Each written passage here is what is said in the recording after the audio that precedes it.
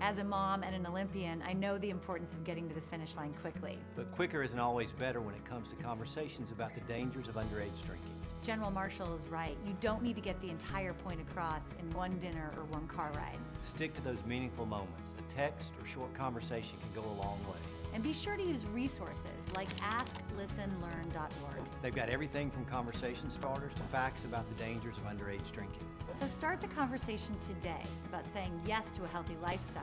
And no to underage drinking. Good evening and welcome to Sports Night in Auburn. I'm Erin Wise. And I'm Andy Hewling. Tonight, even though football may not have played this weekend, we've still got a full show for you. That's right, Erin. We're going to take a look back at Auburn football season so far and offer a season recap and take a look ahead and see what the Tigers can do in order to finish their season on a high note.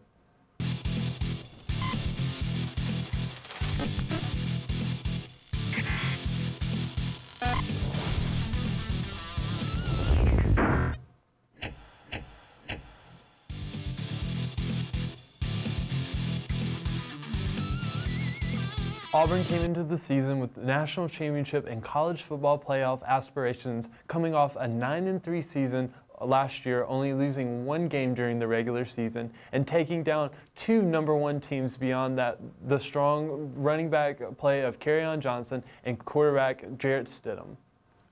Auburn looked to start off the season strong with a tough battle against the 6th-ranked Washington Huskies, while the Tigers came in at number 9. Auburn proved that their defense belongs at the table with the big boys as they held Washington to just 16 points. So a strong start to the season. Auburn came into Atlanta hoping to get a top 10 win against Washington. I really liked Auburn's play in that game. I was there to see it. I think Auburn really came out strong on defense. You know, we said holding Washington to only 16 points is hard to do because they're a team that scores 30 or 40 points a game.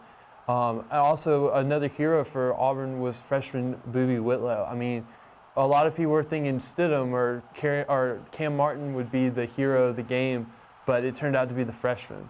Yeah, it was definitely a big thing for Boobie Whitlow to come out there and play the way that he did. He took on a leadership role in a team of really good seniors and upperclassmen, and he as a freshman came in there and decided that he was going to make a statement in his role in the game. For sure. After a big win in Atlanta, the Tigers returned home for the first game on the Plains, welcoming in-state opponent Alabama State. Auburn would dominate the Hornets, coming out with a win of a final score of 63-9. The Tigers would prove once again that their defense is one of the best in the country. So this was just a really good home opener for the Tigers to have everyone back in Jordan Hare. Jarrett Stidham played well, and then the defense was just on it. Something that I feel like we didn't see last season, where the offense was really, really good and the defense was kind of lacking. This year, the defense came out firing on all cylinders. I definitely liked Auburn's defense. I think they were able to make a lot of plays, especially interceptions. Special teams was really good. Auburn's offense played well, scoring 63 points. I think Auburn was playing really, really well, 2-0 in the season, and it was really high hopes going into LSU. But here's where things got a little shifty for Auburn. The Tigers welcomed in the Tigers were 7th ranked in the nation, with everything seemingly going well until the Tigers of Baton Rouge, who were ranked 12th, came in to Auburn looking for their 2nd straight victory over them. And that they did. LSU would go on to win on a last-second field goal by kicker Cole Tracy as time expired to win 22-21.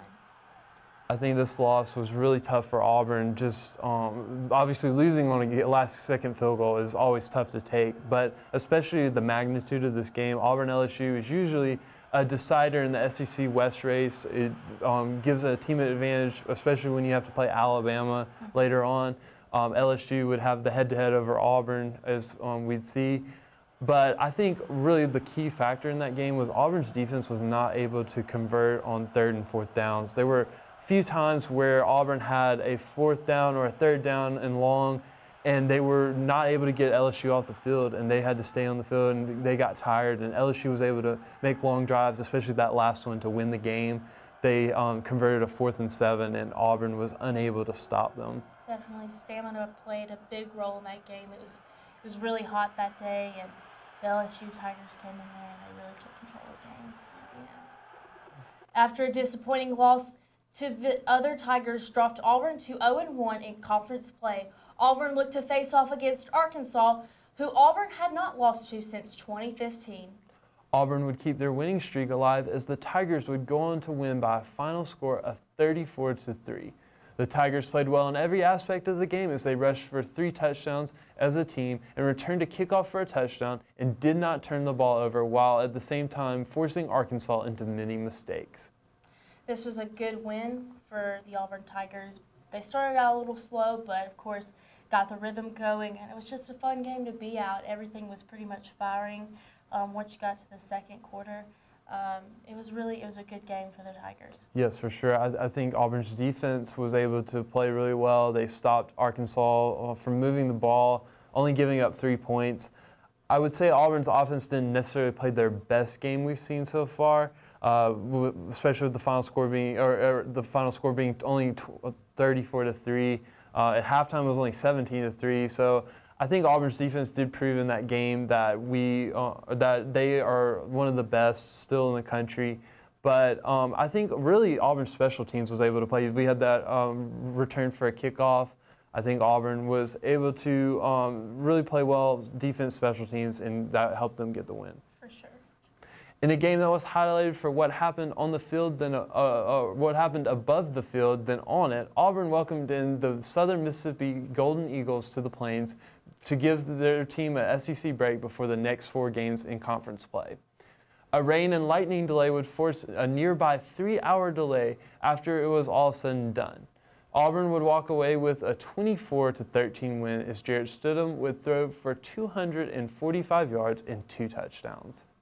So this game was really interesting, especially with the rain delay. I think that really messed up both teams just with the final score the way it was, and even the game was just really sloppy after that rain delay. I think both teams were kind of shaken up after all that because they had to go back into the locker room after the rain delay for halftime. Then they came back out. It was all just kind of crazy. But I think Auburn was, it was just one of those games you just got to get through, and I think Auburn was able to do that. Yeah. Football is definitely a game of rhythm, and once you get off your rhythm, it's kind of hard to get back on it. But like you said, the Tigers ended up doing that at the end, and the win is what mattered. As Auburn sat 1-1 in conference play, they traveled to Starkville to take on Nick Fitzgerald in Mississippi State. The Tigers would look to take down the Bulldogs in the same dominating fashion that they did last season, when Auburn showed their strength and won 49-10. Too bad State had other ideas. Nick Fitzgerald ran all over Auburn's defense, and star linebacker Deshaun Davis went down with a knee injury. Fitzgerald ran for 195 yards and 2 touchdowns to send Auburn to 2 conference losses. This was just a hard game for Auburn. I feel like this was a kind of tipping point in the season. The morale of the team went down. This was a game they were expected to win, pretty much, and they didn't get the job done. And a lot of questions have been thrown their way since that, and I think that really affected the way that they played the rest of the season. That's right. It was really a commodity of errors on offense. We had the fumble that Whitlow had running into the end zone. He fumbles, and Mississippi State falls on it. It was just a lot of things like that. Stidham was not able to have the game that he wanted, and people thought that he could. It's a really tough environment to go into Starkville. I mean, I think everyone knows that, especially after Texas A&M losing this week down there. It's a really tough environment. You've got to prepare for that, and Auburn just did not come prepared to play. And they were, as you said, they were feeling down after those losses, and I just think that the team was not ready for that environment, and it really helped. Their environment really helped Auburn slip up. But the low point of the season was Tennessee having not won a conference game in their last 11 tries, stretching back to 2016. So you would think this game would be easy for Auburn, right? High-powered offense, good defense, it all makes sense. Wrong. Auburn quarterback Jarrett Stidham would have 3 turnovers, including 2 interceptions and a lost fumble that resulted in a touchdown. Tennessee would go on to win by a final of 30-24. So this was just a difficult, again, morale just devastating game for Auburn. It was a game we were expected to win. We were home in Jordan-Hare. And I think one of the key factors of it had to be the fans. There was a lack of fans in that stadium that day. And I think that has to affect a team in some way when the people who say they're going to be behind you aren't quite behind you.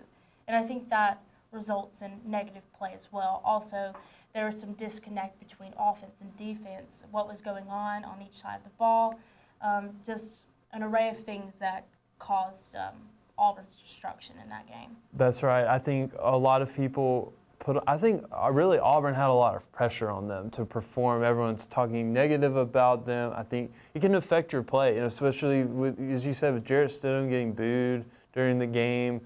I think that really has an effect on you when your own fans, are not happy with your play. Like, despite your struggles, like, as a fan, you want to be behind your team and be supportive of them through the hard and the good times. And I think Auburn could have walked away with this win. I think it was really a game that they were in for most of the game, but you had those interceptions that stood them through. The fumble at the end of the game. Auburn still had a chance to win. They scored a late touchdown, but were unable to get the onside kick. But I think Auburn really just, as you said, that negativity really can hurt a team. For sure. After 2 straight and 3 out of 4 losses in conference play, Auburn traveled to Oxford to take on the Ole Miss Rebels, or Land Sharks. Ole Miss would go down to the Tigers as Auburn would rush for 269 yards and cruise to a 31-16 win, moving them to 2-3 in conference play. So this game was just really good for Auburn to get back onto winning ways. Nice solid win for the Auburn on the road in SEC play. I think we saw a lot of Auburn's rushing attack come back, something that we hadn't seen in a few games from the Tigers. And Whitlow and Cam Martin, even Sean Shivers and Malik Miller were able to get in on the running act and rush for over 200 yards. That was really good to see. Stidham had a few good passes. There were times where he was kind of making the same mistakes, but other than that, he had a really good game. And I think it was good for Auburn to see improvement, and that can help us going on into the rest of the season. For sure. I was down there at Ole Miss, and there were points in the game where you could see the old Auburn, and it struck a little bit of hope in the fans down there. And it's something that carries over, as you said. Texas A&M is coming off a loss on an away game, and Auburn is coming off a win from an away game and a bye week, coming into Jordan-Hare, and I think that gives a lot of hope to the team, a lot of hope to the fan base, for sure. Auburn has 4 games left in their 2018 regular season, 2 at home and 2 on the road, and Tigers will welcome Texas A&M to the Plains this weekend, with Liberty coming in 2 weeks. Auburn will have to face Georgia and Alabama on the road within the next month, however. So Auburn, just for the rest of the season, they really need to obviously make a bowl. That's going to be the main objective. But I think a lot of Auburn fans would like to see us pull off a win against Alabama or Georgia, because being your rival, especially in the SEC, is a big deal. Even if you're not in contention for the college football playoff or any, good New Year's bowls, anything like that. But being your rival is a big deal. So I think Auburn needs to pull off a win against Alabama or Georgia on the road. That would be crucial, and I think it would help Gus Malzahn just gain some confidence, and especially a lot of people are talking about his job. Will he get fired? Will he not? There's a lot of speculation, so I think that would help not only Gus, but it helped the team's confidence going into the end of the season. For sure, and to carry off of that win from Ole Miss, possibly coming into Jordan-Hare, beating Texas A&M, I think that could roll on over to those couple of away games that we have coming up, and it'll definitely help the season out. And that bowl game, that is the goal right now. Doesn't matter which one, just the bowl game. Coming up, we'll take a look at everything that happened in the big leagues, from the World Series to the gridiron. You're watching Sports 9 Auburn.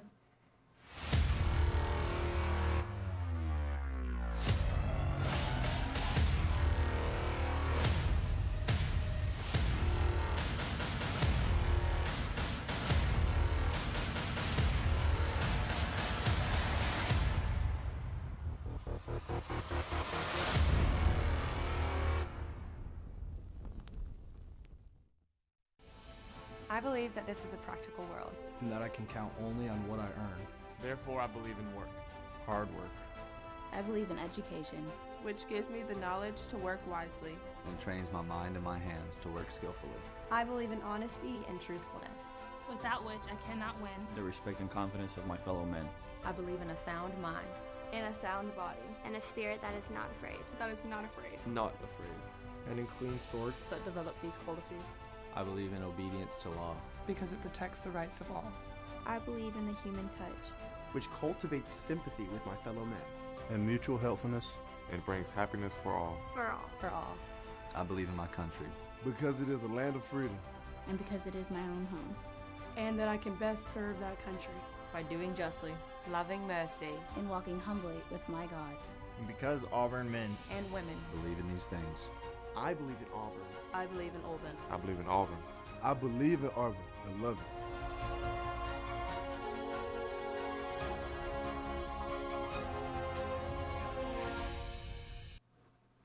Late Sunday night, the Associated Press released their rankings in what some called the biggest shakeup in the history of the poll.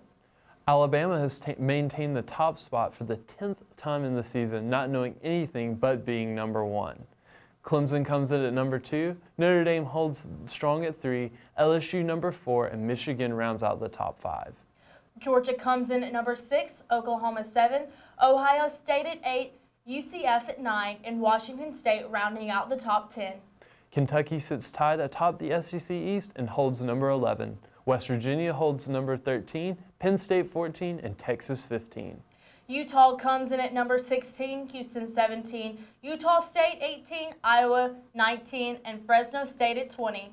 Mississippi State comes in at number 21, Syracuse at 22, Virginia at 23, Boston College at 24, and Texas A&M at 25. The biggest winner from the weekend was Washington State, who managed to crack the top 10 after beating in-conference rival Stanford. Utah also was a big winner, moving up 7 spots after their win. The state of Texas can be classified as the biggest loser this weekend after the Longhorns fell to unranked Oklahoma State and dropped from 6 to 15, and Texas A&M fell from 16 to 25 after their loss to Mississippi State.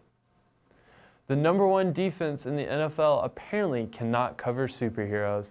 Cam Superman Newton and the Panthers welcomed Baltimore into M&T Bank Stadium Sunday, looking to stay up with the Saints in the NFC South race, while the Ravens look to keep up with the Pittsburgh Steelers in the NFC North. Newton and the Panthers would prove that the defense doesn't win championships after all. Cam would throw for 219 yards, going for 21 for 29 with 2 touchdowns and added 1 on the ground. Christian McCaffrey would also rush for a touchdown while catching 1 from Cam. The win moves the Panthers to 5-2, while the loss drops the Ravens to 4-4. The Pittsburgh Steelers were looking for back-to-back divisional wins after defeating the Cincinnati Bengals in dramatic fashion in their last game, while the Cleveland Browns are looking for anything they can get. The Steelers would ride their offense to win after a slow start in the first quarter, which included a Ben Roethlisberger interception. Roethlisberger would finish the day 24 for 36 and 257 yards and 2 touchdowns. James Conner would continue to play strong in Le'Veon Bell's absence as he toted the rock 24 times for 146 yards and 2 touchdowns. Antonio Brown would finish with 6 catches for 74 yards and 2 touchdowns. Brown's rookie sensation, Baker Mayfield, seemed a bit rattled at times but still played solid, finishing the game 22 for 36 with 280 yards and 2 touchdowns with 1 interception. The win moves the Steelers to 4-2-1, while the loss drops the Browns to 2-5-1. The league's lone undefeated team welcomed one of the best quarterbacks to ever play to LA. The Rams-Packers game would prove to be one of the more exciting from the weekend, as it would come down to the wire with just a few minutes left. Rams quarterback Jared Goff would lead the Rams down to the field and put them in position to take a late lead with a Greg Zuerlein field goal. On the ensuing kickoff, Ty Montgomery would take the ball out of the end zone for Green Bay and would fumble, essentially giving the Rams the win. The Rams would run a few plays to take the clock down to double zeros and would remain undefeated, pushing their record to 8-0. The loss drops the Packers to 3-1 on the season. In a rematch of the NFC divisional playoff game from just 1 year ago, dubbed the Minneapolis Miracle, the Saints returned to Minnesota to play the Vikings, where their season was ended earlier than they wanted last season. Last night in the Sunday night cap off of this weekend's games was a different story as the Saints came to play. The Saints jumped on the Vikings' mistakes throughout the game as they forced 2 key turnovers, one as an Adam Thielen fumble and one at Kirk Cousins' interception. Alvin Kamara would have 2 touchdowns, one on the ground and one in the air, as the Saints would defeat the Vikings by a final of 30-20. The win moves the Saints to 6-1, while the loss drops the Vikings to 4-3-1. In other NFL news, just mere hours ago, the Cleveland Browns announced that head coach Hugh Jackson and offensive coordinator Todd Haley have been relieved of their duties. This comes as a surprise to some of the Browns fans, as it seemed that they were turning things around with more wins so far this season than the last 2 seasons combined. Defensive coordinator Greg Williams will serve as interim head coach, and Freddie Kitchens will be promoted to offensive coordinator, while Blake Williams will be moved to defensive coordinator. Jackson finished his Browns career with a record of 3-36-1. Some have called 2018's Boston Red Sox the best ever. Some have even called them the most dominant group of men to ever step out on the baseball field. But they all wanted to be called. But what they all wanted to be called last night was champions.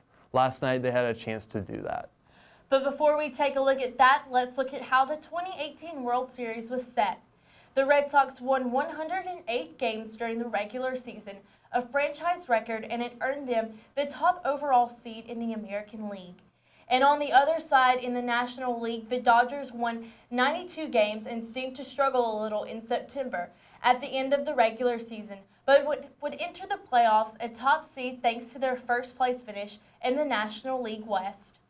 Now let's look at the playoffs. The Boston Red Sox steamrolled their way through the division and championship series of the American League, first sweeping the New York Yankees and then defeating the Houston Astros in 5 games. The Dodgers had a little bit of a longer route to the World Series than the Sox, as they started their postseason run, defeating the Braves in 4 games and then taking the Brewers to 7 hard-fought games, where they would come out on top and earn their spot in the finals. In this World Series, we saw a lot of action. We saw pitching duels, we saw 2 games in 1, and we saw one of the most dominant teams in baseball earn their ring with a pitcher who had questions as to whether he had ever showed up in the postseason. After the Red Sox had gone up 3-1, with Game 3 lasting 18 innings with the Dodgers coming out on top, David Price took the mound in Game 5, looking to silence all the critics who had said he was not a postseason pitcher. He proved everyone wrong, only allowing 1 run in 7 innings. First baseman Steve Pearce finishes the series 4 for 12 at the plate with 3 home runs and a brand new 2019 Chevy Silverado for winning the World Series MVP. Coming up, we'll take a look at everything that happened this past week on the Plains. Keep it right here on Sports Night in Auburn.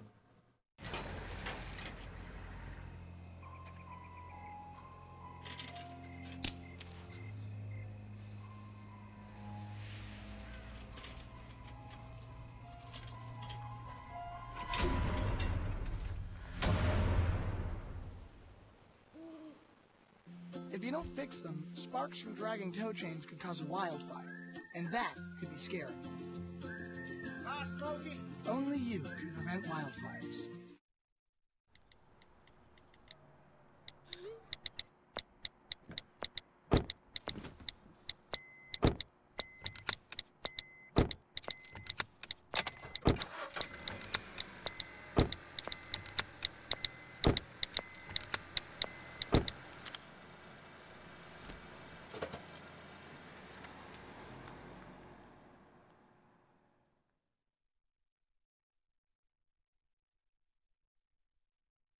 See on page 4 that the projections need to be tornado.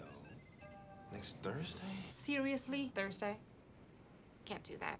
This is really inconvenient. I have yoga that day. I have no time for this. So. I can't do Thursday, but I can do Friday. Disasters don't plan ahead. You can. Talk to your loved ones about how you're going to be ready in an emergency. Don't wait. Communicate. Auburn volleyball came into the weekend looking to finish out conference play strong after a season that did not go as planned for the Tigers. The Tigers would win both of their games against Ole Miss and Arkansas to improve their record to 3-8 in SEC play. Auburn was led by none other than Brenna McElroy, who had a career-high 14 kills against Arkansas and 12 against Ole Miss. McElroy has now become the 7th Auburn Tiger to reach 1,000 kills in her career. Auburn soccer played their final 2 games of the regular season this weekend. On Thursday, a trip to the SEC tournament was on the line as Auburn faced Alabama. Auburn would win by a final score of 2-1 to send the Tigers to the SEC tournament on Sunday. Auburn would then face the Florida Gators, who beat them 1-0 in last year's tournament. The Gators would get on board first with a penalty kick to make it 1-0. Auburn would trail for the most of the game until Taylor Troutman tied the game in the 74th minute off of a corner kick. The game would be scoreless through 2 periods of overtime, which meant it would be decided by penalties. Auburn would not be able to keep their composure at the spot as they missed 3 penalty kicks in a row. Auburn's regular season is over, but they still are in contention for a spot in the NCAA tournament. Coming up, we'll take a look at your week ahead in Auburn athletics. Stay with us on Sports Night in Auburn.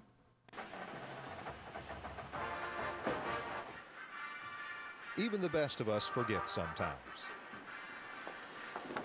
But buckling up is one thing you always want to remember.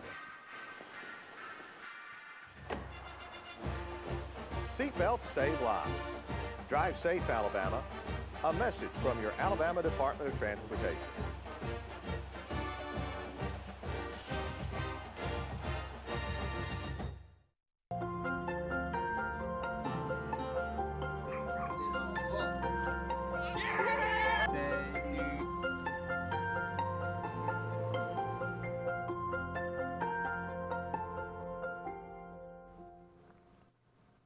Let's take a look at the upcoming games in Auburn athletics.